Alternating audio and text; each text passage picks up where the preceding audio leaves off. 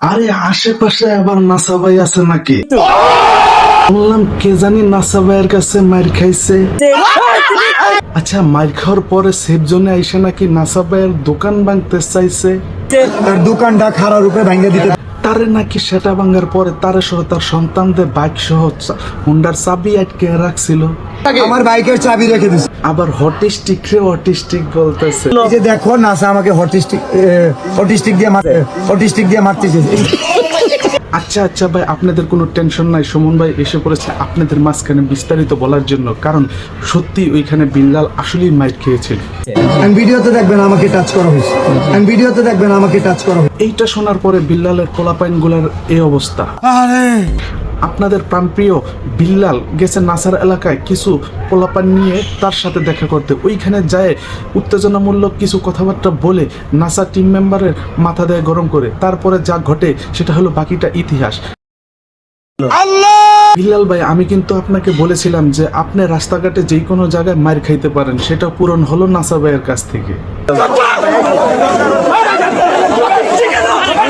অনেকে আবার বলেছেন ওমর নাকি নাসা ভাইকে টাকা দিয়েছে বিল্লালকে মারার জন্য। এটা শুধু উস্কানিমূলক কথা, এটা হলো বিভ্রান্তি ছড়ানোমূলক কথা, এছাড়া আর কোনো কিছুই না। সঠিক বলেছে। এই যে বিল্লাল ভাই, তুমি যে মানবিক কাজ করো, গরিব মানুষের পাশে দাঁড়াও এবং কি সব দিক থেকে তাদেরকে সহযোগিতা করো, এইটার জন্য তোমাকে এখনো সেলুট জানাই, আগেও সেলুট জানাই এবং কি পরেও সেলুট জানাই। নাসার বিরুদ্ধে কি করে আমি এটা দেখ। মার খাওয়ার পরে বিল্লাল একটা সেফ জোনে দাঁড়িয়ে নতুন কন্টেন্ট ক্রিয়েটরদেরকে উস্কানিমূলক কথা বলে তাদেরকে বুঝাচ্ছে নাসা ভাই নাকি গুন্ডা। নাসা ভাইয়ের টিম মেম্বার প্রতিদিন তাদের এলাকায় একটা তেলের পাম্পে প্রতিনিয়ত সেখানে আড্ডা দেয়। বিল্লাল কিন্তু ওই জায়গায় মাঝে মধ্যে এসে নাসা ভাইয়ের সাথে আড্ডা দেয়। বিল্লাল জানতো যে নাসা ভাইয়ের টিম ওইখানে আছে। সে কি করলো, 200 পোলাপাইন নিয়ে নাসা ভাইয়ের এলাকায় চলে আসে এবং কি আমিনকে সরাসরি বলে তোর জায়গা খোল। এটা কেমন ধরনের আচরণ?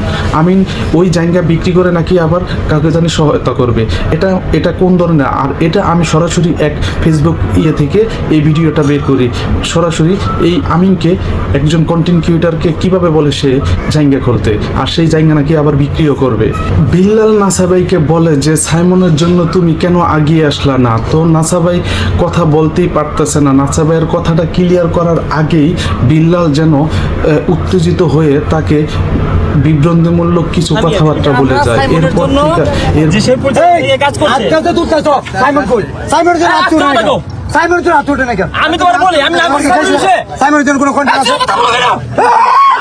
ওমরের সাথে বিল্লালের লাগে, নাসা ভাইয়ের সাথে বিল্লাল লাগে, কিবরিয়ার সাথে বিল্লালের লাগে, জুয়েল ভাইয়ের সাথে বিল্লালের লাগে। ওরা সবাই খারাপ, তুমি শুধু একা ভালো, তাই তো? সঠিক বলেছে।